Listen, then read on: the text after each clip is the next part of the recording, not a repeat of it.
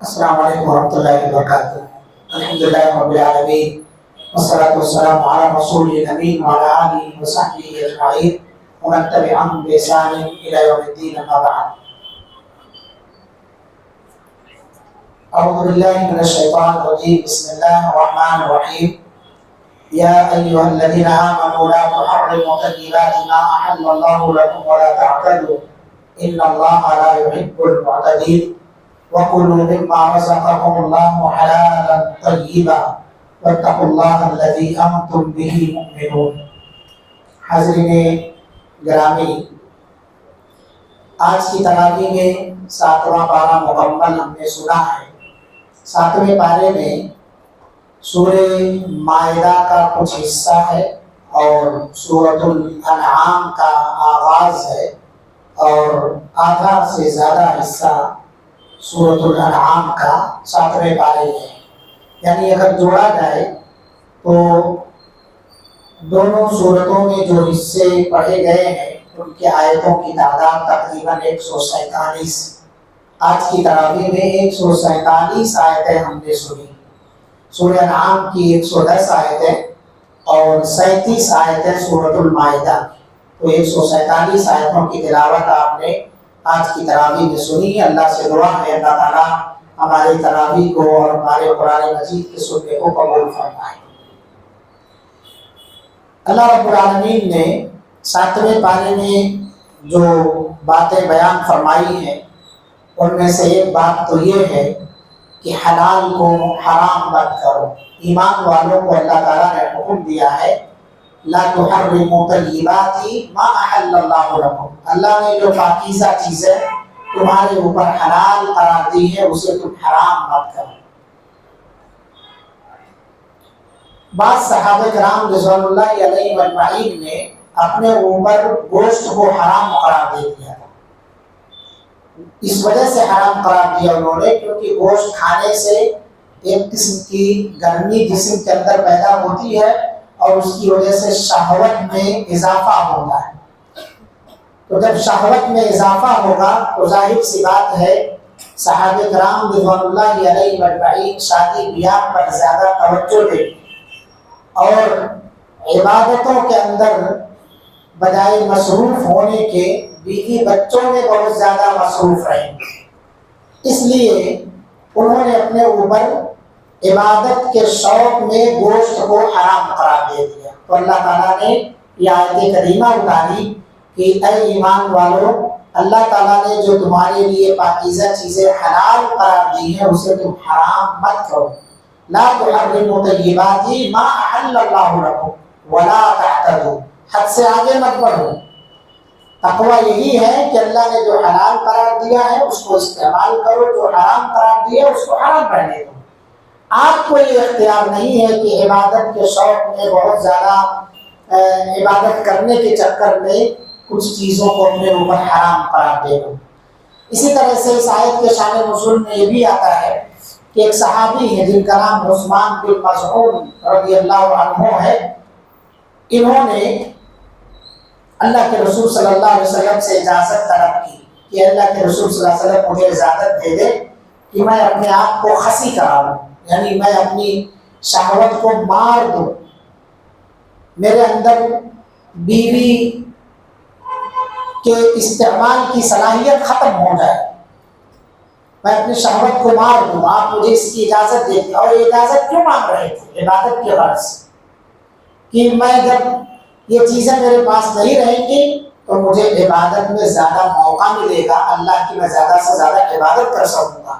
اللہ کے رسول صلی اللہ علیہ وسلم نے منع فرما دیا اور آپ صلی اللہ علیہ وسلم نے کہا کہ نہیں جائز ہے تمہارے لیے، تم کو میں اجازت دے دوں تو تمہارے مجھے صحابہ کرام کی ایک ٹیم ہے جو تم سے زیادہ بڑے متقی ہیں وہ لوگ، اور اس طرح سے تو پھر عورتوں کا مسئلہ دوبھر ہو جائے گا۔ سارے صحابہ خسی کرا کے جب گھومنا شروع ہو جائیں گے تو اللہ رب العالمین نے جو خواتین کو پیدا کیا وہ کہاں جائیں گے؟ تو اللہ تعالیٰ نے آیت کریمہ نازل فرمایا لا تحرموا طیبات ما احل اللہ لکم ولا تعتدوا ان اللہ لا يحب المعتدین۔ اسی طرح سے کچھ صحابہ حضرت اللہ کے رسول صلی اللہ علیہ وسلم کے پاس آئے اور آپ صلی اللہ علیہ وسلم کی عبادتوں کا حال معلوم کیا حضرت عائشہ رضی اللہ عنہا سے۔ تو آپ صلی اللہ علیہ وسلم کی عبادتیں جب انہوں نے دیکھی کأنہم تقالوہا، تو نبی کی عبادت کو انہوں نے کم پایا اور کہا کہ وہ تو نبی ہے، کم بھی عبادت کرے تو اللہ ان کی بخشش کر دے گا، ہم غیر نبی ہیں، ہم عام لوگ ہیں، ہمیں اس سے زیادہ عبادت کی ضرورت ہے، کیونکہ ہم جب زیادہ عبادت کریں گے تبھی ہم اللہ کے یہاں بخشش حاصل کر سکتے ہیں۔ تو انہوں نے ان میں سے ایک نے کہا کہ میں رات بھر سوؤں گا نہیں، رات بھر تہجد پڑھوں گا، ایک نے کہا کہ میں دن بھر روزہ رکھوں گا، ایک نے کہا کہ میں اپنے اوپر گوشت کو حرام قرار دے دیتا ہوں، یا بعض نے کہا کہ میں شادی بیاہ نہیں کروں گا، بیویوں سے الگ رہوں گا۔ نبی کریم صلی اللہ علیہ وسلم گھر پہنچتے ہیں، آپ صلی اللہ علیہ وسلم کی زوجہ محترمہ بتاتی ہیں، آپ پوچھتے کوئی آئے تھے گھر میں؟ ہاں، پوچھنے پر پتہ چلتا ہے کہ کوئی آئے تھے، کچھ لوگ تھے اور ایسا ایسا مسئلہ پوچھے تھے۔ تو ان میں سے بعض نے ایسا ذکر کیا، نبی کریم صلی اللہ علیہ وسلم نے ان سب کو بلوایا، جو آئے تھے ان سب کو بلوایا۔ بلوانے کے بعد آپ صلی اللہ علیہ وسلم نے ان سے کہا انتم الذین قلتم کذا و کذا، کیا تم ہی حضرات ہو جنہوں نے ایسی اور ایسی باتیں کہی ہیں، یعنی یہ وعدہ کر کے تم یہاں سے گئے ہو؟ انہوں نے کہا نعم یا رسول اللہ، آیا اللہ کا رسول صلی اللہ علیہ وسلم، ہم ہی لوگ تھے۔ اس کی وجہ یہ تھی کہ بھائی آپ تو نبی ہیں، آپ کے گناہ بخشائے ہیں، ہم امتی ہیں، ہمیں محنت زیادہ کرنی پڑے گی بخشش کے لیے۔ تو نبی کریم صلی اللہ علیہ وسلم نے کہا کہ دیکھو میں تم میں اللہ سے زیادہ ڈرتا ہوں، قسم کھا کر کے آپ نے کہا واللہ انی لاتقاکم واخشاکم للہ، اللہ کی قسم میں تم میں سب سے زیادہ اللہ سے ڈرنے والا ہوں، سب سے زیادہ تقوی اور پرہیزگاری اختیار کرنے والا ہوں۔ اور میری ایک دو نہیں 9 بیویاں ہیں، میں راتوں کو سوتا بھی ہوں، انی انام وارقد، اور شب بیداری بھی کرتا ہوں، جاگتا بھی ہوں، میں دن میں روزہ بھی رکھتا ہوں۔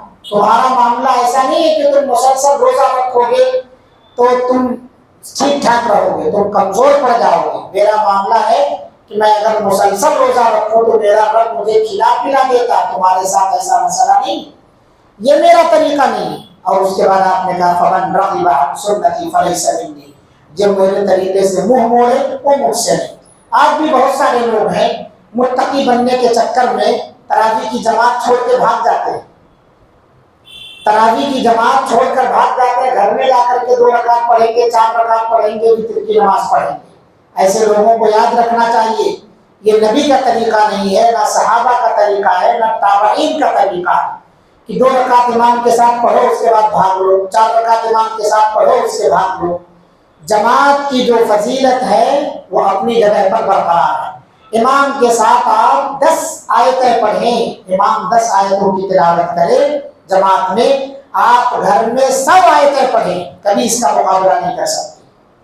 100 آیتیں پڑھیے گا کر کے، لوگ کہتے ہیں میں ایک ایک پارہ پڑھ لیتا، کتنا بھی پڑھ لیجیے، جماعت کا جو ثواب ہے وہ اپنی جگہ پر۔ اللہ کے رسول صلی اللہ علیہ وسلم کی حدیث ہے، آج صلی اللہ علیہ وسلم نے بیان فرمایا کہ جو آدمی عشاء کی نماز جماعت کے ساتھ امام کے ساتھ ادا کرتا ہے اور پھر اس کے ساتھ تراویح پڑھتا ہے اور جب تک وہ سلام پھیر کر فارغ نہیں ہو جاتا ہے، یعنی وتر نہیں پڑھا لیتا ہے، تب تک اس کے ساتھ رہتا ہے، تو گویا کہ اسے رات بھر قیام کرنے کا ثواب مل رہا ہے۔ تو جو لوگ 2 رکعت پڑھ کے بھاگ گئے انہیں رات بھر قیام کرنے کا ثواب ملتا ہے، 4 رکعت پڑھ کے بھاگ گئے انہیں رات بھر، آپ رات کے آخری پہر میں 30 نہیں 45 رکعتیں پڑھ ڈالیے، لیکن جو ثواب یہاں ہے وہ ثواب وہاں نہیں۔ بہت ساری مائیں بہنیں ہیں اس چکر میں بھاگ لیتی ہیں، بہت ہمارے بھائی ہیں جو بھاگ جاتے ہیں، اس کی اپنی فضیلت ہے۔ یہ دلیل لائے کہاں سے آپ کہ میں 4 رکعت پڑھ لوں گا، 4 رکعت آخری میں پڑھوں گا، میں وتر بعد میں جا کر کے پڑھوں گا؟ کون دلیل دیتا ہے آپ کو؟ کس کا طریقہ اختیار کر رہے ہیں؟ سب طریقہ تو نبی صلی اللہ علیہ وسلم کا نہیں، یہ طریقہ سلف کا نہیں ہے، یہ طریقہ صحابہ تابعین کا نہیں، اس لیے اپنی طرف سے زیادہ متقی بننے کی کوشش نہ کریں۔ نبی سے زیادہ جو متقی بننے کی کوشش کرتا ہے وہ گمراہ ہوتا ہے، نبی سے زیادہ متقی بننے کی کوشش نہ کریں۔ تو یہ جو ہمارے اندر سوچ پیدا ہے کہ ہم 4 رکعت امام صاحب کو بھی ٹیسٹ کر لیں گے، 4 رکعت پھر اپنا بھی ٹیسٹ کریں گے جا کے گھر میں، تو یہ ٹیسٹ کرنا چھوڑ دیجیے۔ عبادت کر رہے ہو تو ایک رنگ ہو کر کے کرو، 2 رنگی چھوڑ دیجیے آپ، تب جا کے آپ کو جماعت کا ثواب ملے گا۔ تو اللہ تعالیٰ نے کہا جو اللہ نے حلال قرار دیا ہے اسے حرام مت قرار دو۔ اس کے بعد اللہ رب العالمین نے آگے قسم کے اقسام اور اس کا کفارہ بیان کیا ہے۔ بہت سارے ہمارے بھائی ہیں نظر مانتے ہیں، قسمیں اٹھا لیتے ہیں کہ میں یہ کام کروں گا، اللہ کی قسم کھاتا۔ تو قسم کی دیکھیے 3 قسمیں، ایک قسم ہے قسم یمین لغو ہے، جو بات بات پر آدمی قسم کھاتا ہے، جیسے عربوں کی عادت ہوتی ہے واللہ باللہ تاللہ، ہمیشہ قسم کھاتے رہتے ہیں، تو اس پر تو کوئی مواخذہ نہیں ہے، نہ کوئی کفارہ ہے۔ ایک قسم وہ ہے جو کسی کو دھوکہ دینے کے لیے کھائی جاتی ہے، کسی کو ڈبانے کے لیے، اسے یمین غموس کہا جاتا ہے۔ اور غمس یغمس، غمسن کے معنی ہوتے ہیں ڈبونا۔ اللہ کے رسول صلی اللہ علیہ وسلم کی حدیث ہے کہ مکھی جب تمہاری شوربہ میں، سالن میں، کسی بھی لیکوڈ میں گر جائے تو اسے ڈبا دو اور اس کے بعد پھر نکال کر کے پھینک دو، کیونکہ اس کے ایک پر میں شفا ہے، ایک پر میں بیماری ہے۔ جس پر میں بیماری ہے وہ پر اس مشروم کے اندر ڈال کے گرتی ہے، اور جس میں شفا ہے اس کو اوپر اٹھائے رہتی ہے۔ تو تمہیں اللہ تعالیٰ نے یہ حکم دیا ہے کہ اس مکھی کو ڈبا دو، ڈبا کر کے پھر اس کو پھینک دیجیے۔ آپ کی طبیعت چاہتی ہے تو سالن استعمال کیجیے، آپ وہ پاک ہے، حلال ہے، وہ اب شفا مل گئی، علاج مل گیا آپ کو۔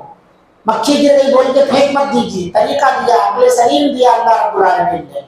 تو اس میں بھی ہے کہ جب مکھی گر جائے تو ڈبا دو۔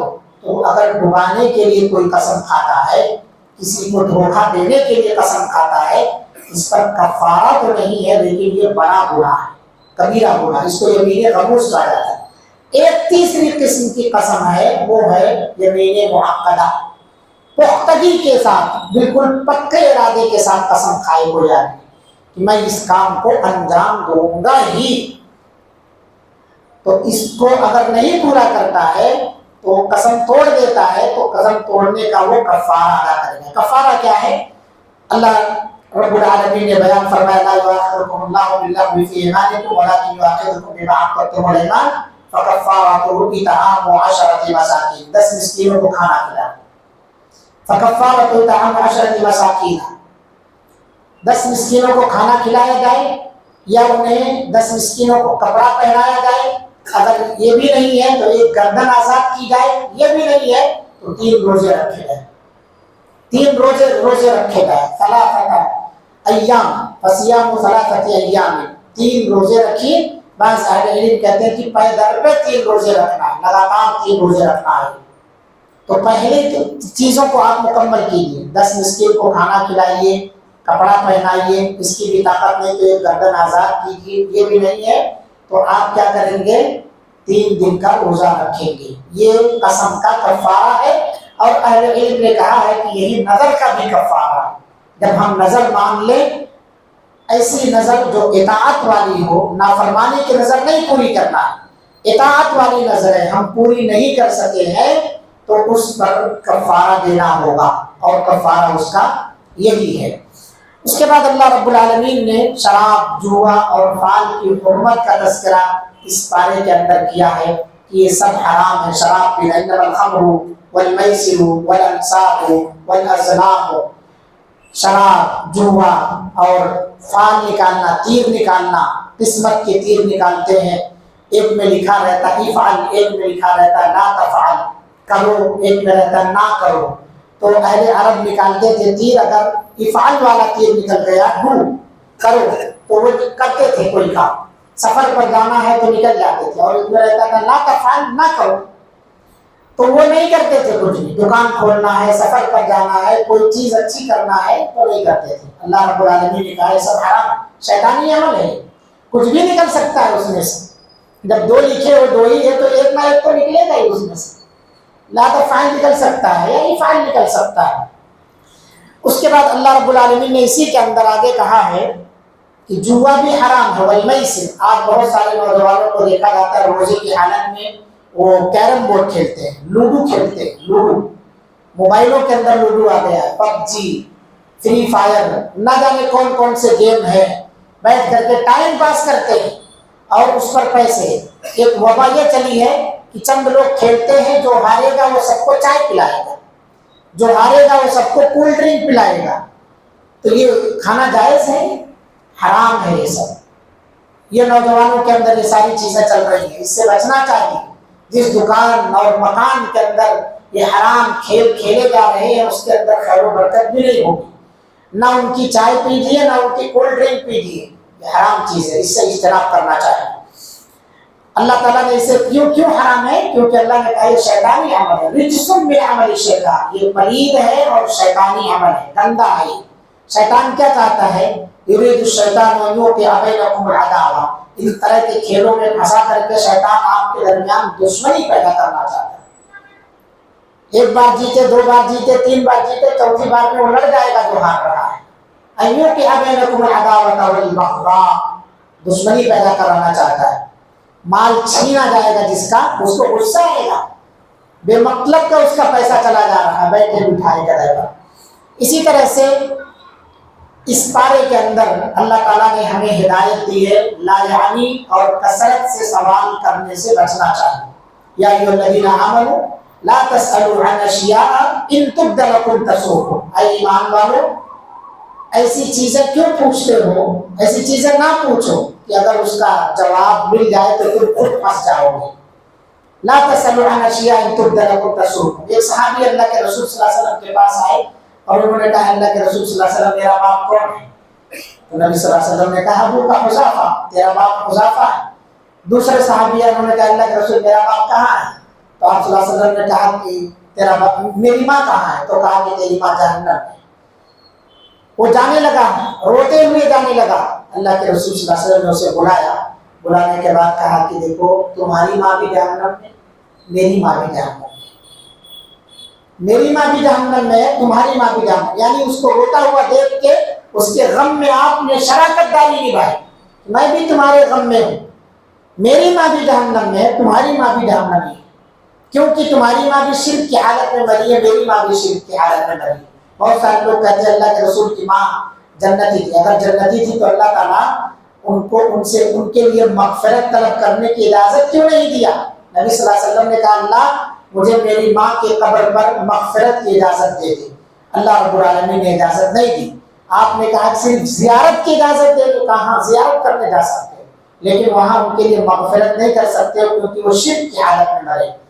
نبی صلی اللہ علیہ وسلم ہے اپنی ماں کو جہنم سے نہیں بچا پائے ہیں، اپنی ماں کو جہنم سے نہیں بچا پائے ہیں، اللہ کے رسول صلی اللہ علیہ وسلم، آپ کے ابا آپ کی امی جہنم میں، آپ کے چاچا ابو طالب اتنا خدمت کرنے والے جہنم میں۔ کان میں کلمہ پڑھ دیجیے، چاچا نہیں پڑھے کلمہ، انہوں نے کہا کہ میں اپنے باپ دادا کے دھرم پر مرنا چاہتا ہوں، میں اپنے باپ دادا کے دین پر ہوں، ملت عبد المطلب کے دین پر میں ہوں۔ جب ابو جہل اور دوسرے لوگ آئے اور کہا کہ ابو طالب کیا بدل جاؤ گے؟ سب کا چہرہ دیکھا، نبی صلی اللہ علیہ وسلم کوشش کر رہے ہیں چاچا کان میں ایک بار پڑھ دیجیے، آسمان سے آیت نازل ہو گئی انک لا تہدی من احببت، آپ جسے چاہیں اسے ہدایت نہیں دے سکتے، ولکن اللہ یہدی من یشاء، اللہ جسے چاہے اسے ہدایت دے سکتا ہے۔ تو اللہ ہدایت دے، شرک سے بچائے، اس کی دعا کیجیے، اپنے رشتہ داروں کے بارے میں فکر کیجیے۔ اللہ کے رسول کو مغفرت کی اجازت نہیں ملی اپنے والدین کے لیے، کیونکہ کسی نبی کے لیے جائز نہیں، ما کان لنبی ان یستغفر للمشرکین ولو کانوا اولی قربی من بعد ما تبین لهم انهم اصحاب الجحیم۔ کسی نبی کے لیے جائز نہیں ہے کہ جب اس کے لیے واضح ہو جائے کہ اس کے ماں باپ یا اس کے رشتہ دار جہنمی ہیں مرنے کے بعد، تو ان کے حق میں مغفرت کی دعا کی اجازت طلب کرے یا مغفرت کی دعا کرے، یہ کسی نبی کے لیے روا نہیں، کسی کے لیے جائز نہیں۔ تو ہمیں شرک سے بچنا چاہیے۔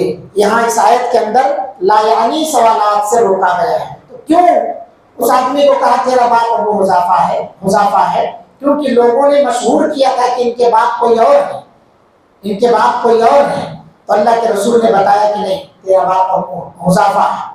تو اصل میں مسئلہ یہ ہے کہ یہ سب بیجا سوالات ہیں۔ اگر اللہ کے رسول صلی اللہ علیہ وسلم نبی نہ ہوتے اور کہہ دیتے تیرا باپ فلاں ہے جس پر الزام لگایا جا رہا تھا، تو کیا منہ لے کے رہتے؟ اللہ کے رسول صلی اللہ علیہ وسلم غیب کا علم نہیں جانتے، اس وقت اللہ نے بتا دیا کہ تیری ماں جہنمی، ورنہ آپ کو نہیں پتا کون جنتی ہے کون جہنمی، اللہ نے بتایا تو آپ صلی اللہ علیہ وسلم نے کہا۔ اس لیے ہمیں اس طرح کے سوالات سے بچنا چاہیے۔ بہت سارے لوگ پوچھ رہے تھے مولانا بتائیے نوح علیہ السلام کی کشتی کی لمبائی چوڑائی کتنی تھی؟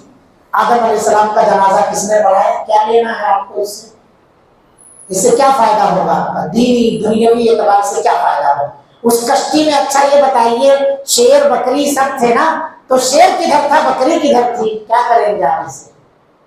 کیا فائدہ ہوگا؟ علمی طور پر کچھ اضافہ ہے آپ کے پاس؟ لا تسألوا عن اشیاء ان تبد لکم تسؤکم، لا یعنی سوالات سے بچنا چاہیے، لا یعنی فضول سوالات سے بچنا چاہیے۔ ہاں فائدے مند ہوں ایسے سوالات آپ علماء سے کیجئے، جانکاروں سے کیجئے۔ اللہ نے خود کہا فاسألوا اہل الذکر ان کنتم لا تعلمون۔ اسی طرح سے اس سورت کے اندر اللہ رب العالمین نے یہ بتایا ہے کہ غیب کا علم یا غیب کی کنجیاں اللہ کے پاس، وَعِندَهُ مَفَاتِحُ الْغَيْبِ لَا يَعْلَمُهَا إِلَّا هُوَ، اللہ ہی کے پاس غیب کی کنجیاں ہیں، اس کے علاوہ کوئی غیب نہیں جانتا ہے۔ پوری دنیا کے اندر کل کیا ہوگا اور پیچھے کیا ہو چکا ہے اس کے بارے میں کسی کو خبر نہیں ہے۔ قرآن مجید نے اپنے نبی کو جو کچھ بتایا ہے وہ اللہ رب العالمین نے اپنے فضل و کرم سے بتایا، ورنہ غیب کا مالک کوئی بھی نہیں ہے سوائے اللہ کے۔ ان اللہ عنده علم الساعہ، قیامت کا علم اللہ کے پاس، وینزل الغیث ویعلم ما فی الارحام، وہی بارش نازل کرتا ہے اور ماں کے پیٹ میں کیا پل رہا ہے وہی جانتا ہے۔ کسی کو پتا نہیں ہے پیدا ہونے کے بعد وہ نیک ہوگا یا برا ہوگا، کسی کو نہیں معلوم۔ وما تدری نفس ماذا تکسب غدا، کل کون کتنا کمائے گا نہیں معلوم ہے۔ وما تدری نفس بأی ارض تموت، کس زمین پر آپ مریں گے نہیں معلوم ہے، کون جانتا ہے؟ ان اللہ علیم خبیر، اللہ جاننے والا ہے، وہی خبر رساں ہے، لہذا غیب کا علم اللہ کے پاس۔ اس لیے اللہ رب العالمین کو ہی غیب کا مالک سمجھنا چاہیے، کسی نبی، کسی پیر، کسی ولی، کسی فقیر، کسی صحابی، کسی کو بھی ادنا اعلیٰ کسی کو اس کائنات کے اندر اللہ نے غیب کے خزانے عطا نہیں کیے ہیں۔ غیب کا مالک اللہ رب العالمین ہے۔ آگے جا کر کے اللہ تعالیٰ نے شرک کی مذمت بیان فرمائی ہے، تقریباً 18 نبیوں کا اللہ نے تذکرہ کیا ہے، اور اس کے بعد اللہ نے کہا وَلَوْ أَشْرَكُوا لَحَبِطَ عَنْهُمْ مَا كَانُوا يَعْمَلُونَ۔ یہ سارے کے سارے نبی، اس میں موسیٰ، عیسیٰ، ابراہیم، محمد صلی اللہ علیہ وسلم، لوط اور ذوالکفل والیسع، یہ سارے جلیل القدر بڑے بڑے پیغمبر ہیں۔ ایک لسٹ اللہ تعالیٰ نے اکٹھا بیان فرمائی، اتنے پیغمبر کسی بھی صورت کے اندر ایک جگہ اللہ تعالیٰ نے ذکر نہیں کیا ہے۔ 18 پیغمبروں کا تذکرہ کرنے کے بعد اللہ نے کہا یہ سارے کے سارے نبی تھے، اگر ان سے شرک سرزد ہو جاتا تو اللہ تعالیٰ ان کے تمام اعمال کو حقارت کر دے گا۔ نبی کو حکم دیا لئن اشرکت لیحبطن عملک، اگر آپ سے بھی شرک سرزد ہو جائے تو آپ کا پورا سارا محنت اللہ رب العالمین پانی میں ملا دے، پورے عمل کو اللہ تعالیٰ برباد کر دے۔ آپ سوچ سکتے ہیں نبیوں سے شرک ہو سکتا ہے؟ انبیاء سے شرک کا صدور، پھر کیوں اللہ تعالیٰ نبیوں کو یہ بات کہہ رہا ہے؟ اس سے امت کو سبق دے رہا ہے کہ جب نبیوں کو اللہ نہیں بخشے گا تو امت کو کیسے بخشے گا۔ اسی لیے 5ویں پارے میں آپ 2 مرتبہ سنیں اللہ لا یغفر من یشرک بہ، اللہ شرک کو نہیں معاف کرتا، ویغفر ما دون ذلک لمن یشاء، شرک کے علاوہ دوسرے گناہ کو اللہ رب العالمین معاف کر سکتا ہے۔ اللہ کی معرفت ہے اس صورت کے اندر، یعنی کسی کو بھی اگر غیر مسلموں میں دعوت و تبلیغ کرنا ہے تو سورۃ الانعام کو اچھی طرح سے پڑھیں، اس میں توحید کا انبار ہے، توحید کے دلائل کا تذکرہ، طرح طرح سے عقلی دلیلیں، نقلی دلیلیں سب اس کے اندر ہے۔ ان اللہ خالق الحب والنوى، اللہ کون ہے؟ اللہ وہ ہے جو دانے میں سے گٹھلی نکالتا، خالق الحب دانوں کو پھاڑتا، والنوى اس میں سے دانے میں سے اللہ رب العالمین گٹھلیاں نکالتا ہے۔ کھجور پھاڑتے نا آپ، ایک زمین ہے، اسی زمین پر کئی طرح کی کھیتی آپ کرتے ہیں، زمین ایک ہے، کسان ایک ہے، پانی ایک ہے، کھاد ایک ہے، لیکن آپ بیج ڈال رہے ہیں، کھجور کی ادھر ڈال رہے ہیں، انگور کی ادھر ڈال رہے ہیں، فلاں چیز کی فلاں چیز کی، زمین ایک۔ کوئی ہے اس کائنات میں جو اسی ایک زمین سے، ایک پانی سے، بور بھی آپ کا اکیلے ایک ہے، کنواں کھیت میں ایک ہی ہے، آپ کھیتی کرنے والے بھی تنہا ہیں، کائنات میں کوئی ہے جو اسی ایک زمین سے کئی طرح کی چیزوں کو نکالے؟ یہ کلاکاری یا یہ قدرت صرف اور صرف اللہ کے پاس ہے۔ ان اللہ خالق الحب والنوى یخرج الحی من المیت ومخرج المیت من الحی، اللہ تعالیٰ مردے سے زندہ کرتا ہے، زندے سے مردہ کرتا ہے، یہ کرشمہ صرف اور صرف اللہ دکھا سکتا ہے، کسی کے اندر یہ پاور اور طاقت نہیں ہے۔ اس کے بعد آخر میں ایک عقیدہ ہے کہ اللہ تعالیٰ کی رؤیت کا عقیدہ، کہ اللہ تعالیٰ کو کسی نے بھی ان آنکھوں سے نہیں دیکھا۔ نبی صلی اللہ علیہ وسلم کے بارے میں آتا ہے، بہت سارے لوگ کہتے ہیں کہ جب آپ معراج پر گئے تھے تو آپ نے اللہ کو دیکھا تھا۔ حضرت عائشہ کہتی ہیں جو ایسا کہتا ہے کہ آپ معراج کے موقع پر اللہ کا دیدار کیے وہ جھوٹا ہے۔ اللہ تعالیٰ کو نبی نے دیکھا ہے؟ بولیے، نہیں دیکھا۔ لا تدرکہ الابصار، ان آنکھوں میں وہ طاقت ہی نہیں ہے کہ اللہ تعالیٰ کو دیکھا جا سکے۔ وہو یدرک الابصار، وہ ہمیں دیکھ سکتا ہے مرنے کے۔ اسی لیے نبی کی موت کا عقیدہ رکھنا چاہیے۔ نبی مریں گے تبھی سب سے بڑی نعمت جنت کی جو ہے وہ دیدار الہی نصیب ہو سکتی ہے۔ یہ مت کہیے نبی پردہ کر گئے، نبی وصال فرما گئے، نبی انتقال کر گئے۔ انک میت وانہم میتون، جو آپ کے موت کی تمنا کر رہے ہیں وہ بھی مریں گے اور آپ کو بھی مرنا۔ کل نفس ذائقۃ الموت، بغیر مرے ہوئے آپ اللہ کا دیدار کر ہی نہیں سکتے۔ اگر آپ یہ کہیں کہ اللہ رب العالمین نبی صلی اللہ علیہ وسلم وصال کر گئے ہیں، پردہ کیے ہیں، مرے نہیں ہیں، زندہ ہیں، تو پھر بہت بڑی نعمت سے نبی صلی اللہ علیہ وسلم کو آپ محروم کر رہے ہیں۔ وہ کون سی نعمت ہے؟ قیامت، جنت میں اللہ تعالیٰ کا دیدار، یہ بہت بڑی نعمت۔ پوری جنت کی نعمتیں جنتی بھول جائیں گے جب اللہ اپنا دیدار کرائے گا، تو اس سے اللہ کے رسول کیسے محروم ہو سکتے ہیں؟ کہاں نہیں دیکھا ہے؟ معراج کے موقع پر نہیں دیکھا۔ کہاں دیکھیں گے؟ جنت میں۔ کب؟ مرنے کے بعد۔ زندگی تسلیم کریں گے تو پھر آپ اللہ کے رسول کو کی شان میں گستاخی کر رہے ہیں اور اس نعمت سے آپ محروم کر رہے ہیں۔ آخری جو بات ہے وہ اللہ رب العالمین نے گالی دینے سے منع کیا ہے۔ گالی دینا منافق کا کام ہے، اور گالی کسی کے معبود کو دینے سے منع فرمایا۔ وَلَا تَسُبُّوا الَّذِينَ يَدْعُونَ مِن دُونِ اللَّهِ، ان لوگوں کو گالی نہ دو جو لوگ اللہ کے علاوہ غیر اللہ کو پکارتے ہیں، اللہ کے علاوہ کو پکارتے ہیں، غیر اللہ کو پکارتے ہیں، انہیں گالی مت دو۔ یعنی ان کے معبودوں کو بھی گالی مت دو، انہیں بھی گالی مت دو، کیونکہ جب آپ ان کے معبودوں کو گالی دیں گے تو وہ اللہ کو گالی دیں گے۔ آج یہی ہو رہا ہے، آج یہی ہو رہا ہے۔ جذبات میں آ کر کے مسلمان برا بھلا کہہ دیتا غیروں کے معبودوں کو، وہ ہم ایک بار کہتے ہیں وہ 10 بار کہتے ہیں، اور پھر اس میں ہندو مسلم فساد ہوتا ہے۔ تو ہمیں ادب سکھایا گیا ہے کہ کسی کے معبود کو ہم گالی نہ دیں۔ وہ پوجا کرتے ہیں، ان کا حساب کتاب اللہ لے گا۔ ہم ان کی ہدایت کے لیے دعا کریں کہ اللہ انہیں علم نہیں ہے، یہ نادان ہے، اگر ان کو جانکاری ہوتی تو پھر یہ شرک نہ کرتے، انہیں ہدایت عطا فرما۔ ہم گالی دینے کے بجائے، جذبات میں آنے کے بجائے ان کے لیے دعا کریں۔ یہ مہینہ ہے دعا کی قبولیت کا، لہٰذا اپنے غیر مسلم بھائیوں کے لیے بھی دعا کیجیے۔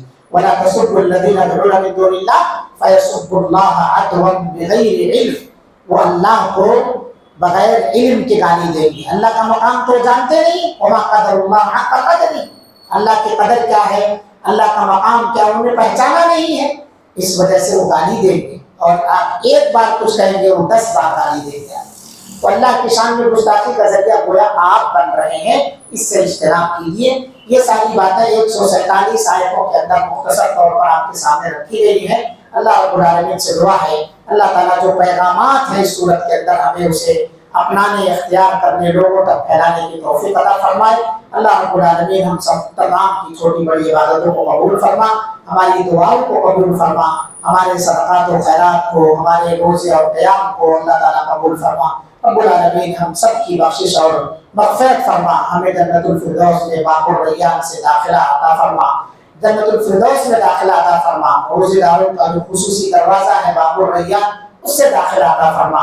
ہم سب کے یہاں بیٹھنے اور جمع ہونے کو قبول فرما۔ ربنا تقبل منا انك انت السميع العليم وتب علينا انك انت التواب الرحيم واخر دعوانا ان الحمد لله رب العالمين والسلام عليكم ورحمة الله وبركاته۔ سبحانك اللهم وبحمدك اشهد ان لا اله الا انت استغفرك واتوب اليك۔ جزاكم الله احسن الجزاء۔